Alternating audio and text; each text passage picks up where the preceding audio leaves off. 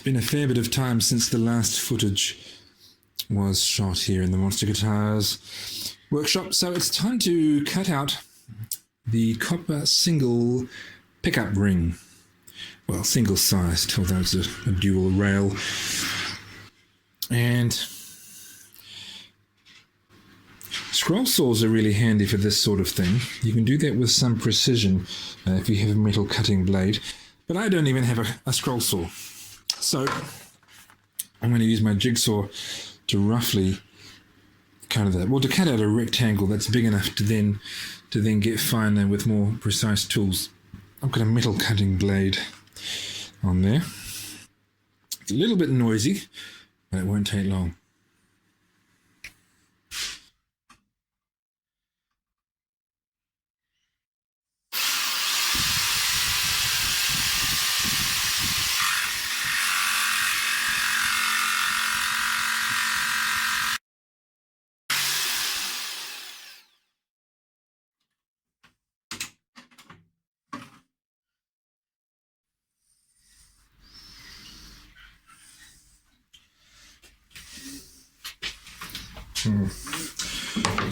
You won't see me. I mean, you don't really need to see every cut, but you won't see me at all if you're over there.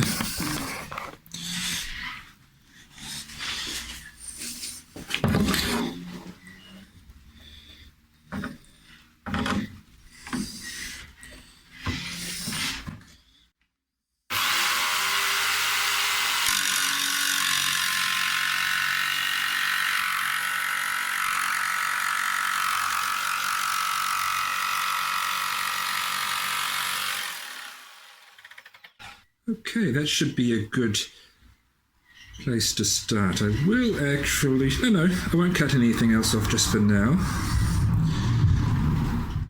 I'll need to think about the best tool for the job for grinding that more precisely into shape. I don't have a linisher, but I do have a disc sander. That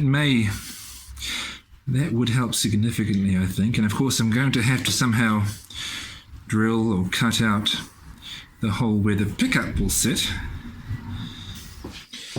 This should work. This belt sander. I mean, that's basically what a linisher is.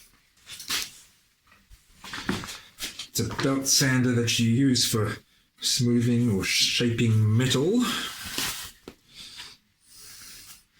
And I don't have much shaping to do here.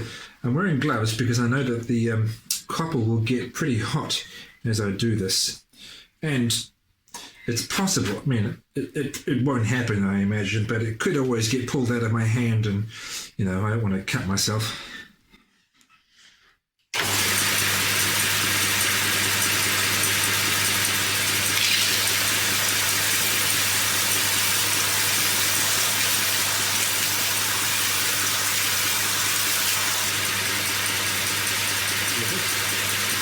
That's good.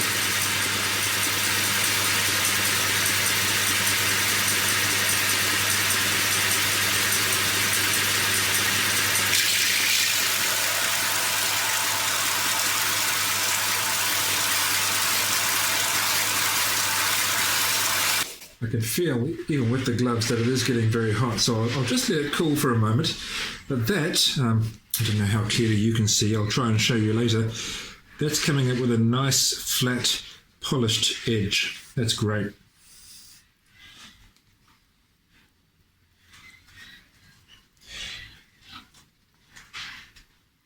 And there are these burrs of copper being pulled off. They could easily cut your fingers too, I suppose. Well, that treatment with the belt sander went really well. I've shaped this to what will probably be the final shape now.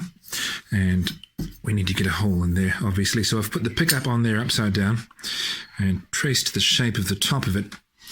And that's what I need to cut out. Now, I've drilled pilot holes. It'd be very foolish not to.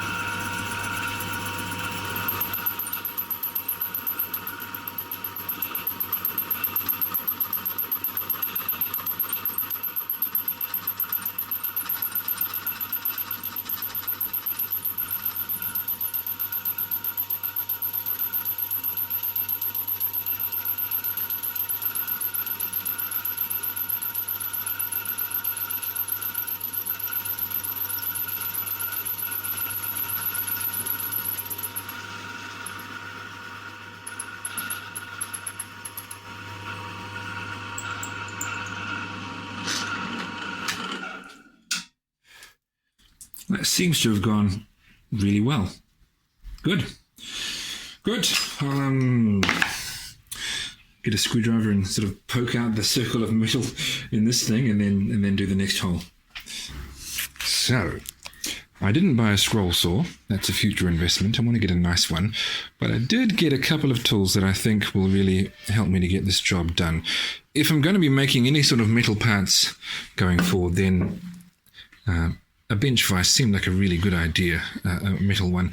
I haven't bolted it on here. I've just clamped it on. That should be fine for this small job. It's not a huge one, but then this is not an engineering workshop. I'm only making small things. And a short hacksaw. Close quarter hacksaw. Makes it sound like a weapon. If someone gets close to you, you can saw through one of their bones. That, I think, should enable me to make this cut. Don't you reckon? Well, we'll give it a go. And if I completely ruin it, I'll start again.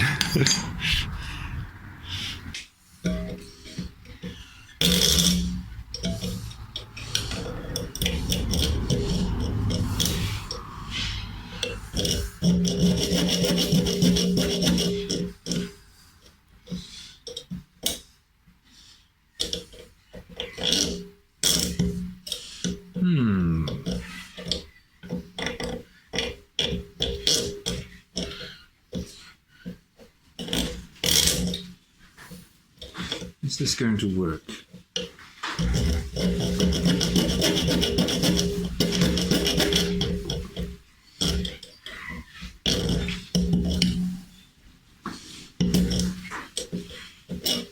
You know, I actually might be better served with my full-sized hacksaw. I might. Let me just see, one moment. Here we go.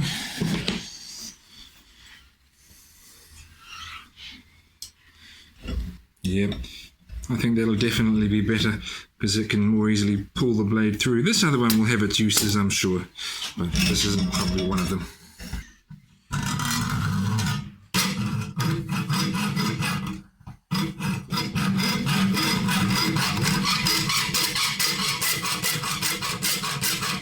Yeah, this vise was a good idea. Right, we are cut out, and we are at least, the lines aren't perfect that I've just cut now, but we are at least not cutting outside of the lines I want. And it appears that I've inadvertently moved the camera, so you might not have seen much of that action, but what I'll do now is the obvious thing and just file it and then sand it so that it is a pleasing shape. Now, what have I done with my file? Here it is.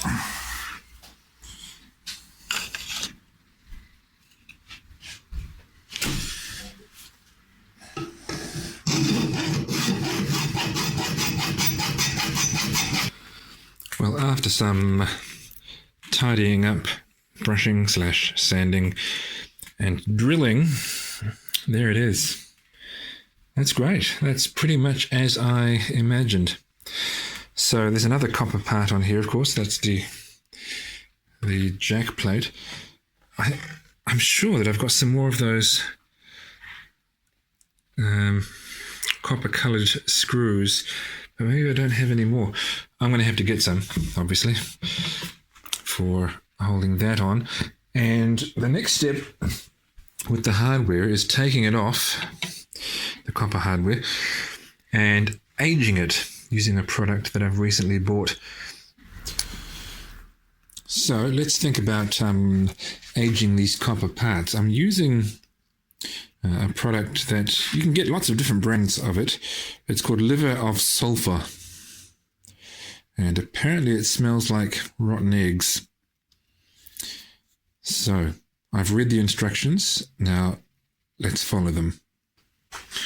So the instructions say to combine 1 teaspoon of this with 355 mils of warm water, which is about the same size as a can of Coke. I think I've got roughly that much water in there. It said you can mess with the proportions to change the strength of the reaction. And wow. It does smell like rotten eggs. It really does. That's not very nice. I mean, you can live with it, but it's unpleasant. I may put a little bit more of this stuff in because I don't mind an overreaction.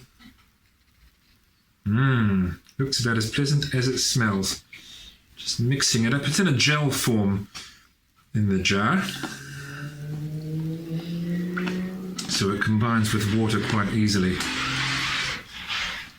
A little bit more. Okay, that should do.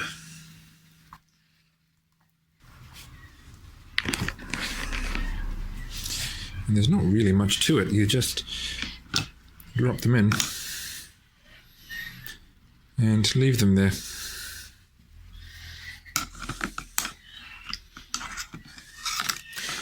I suppose it would be helpful to elevate them slightly so they get wet on both sides. But I'm going to leave that overnight, and if that's overkill, you can rub it, because obviously it doesn't soak into the metal, it's just on the surface. And you can see there just how dark that's become.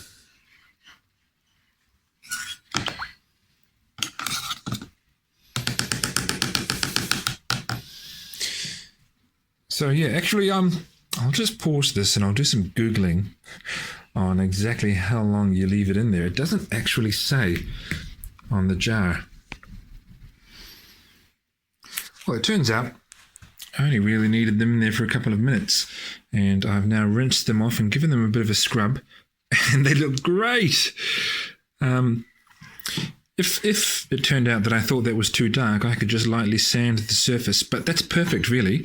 I don't have it handy just now because I've hung the guitar up, but that colour, other than looking slightly more relic and worn, which I like, is very similar to the colour of the bridge on the guitar, and that was the whole point. So good. I might actually, I'll just check how much footage I've got, because I might wrap this video up, given that I've got the parts relicked. The next stage will be finishing the guitar and attaching all the hardware and wiring it up, and then calling it a day.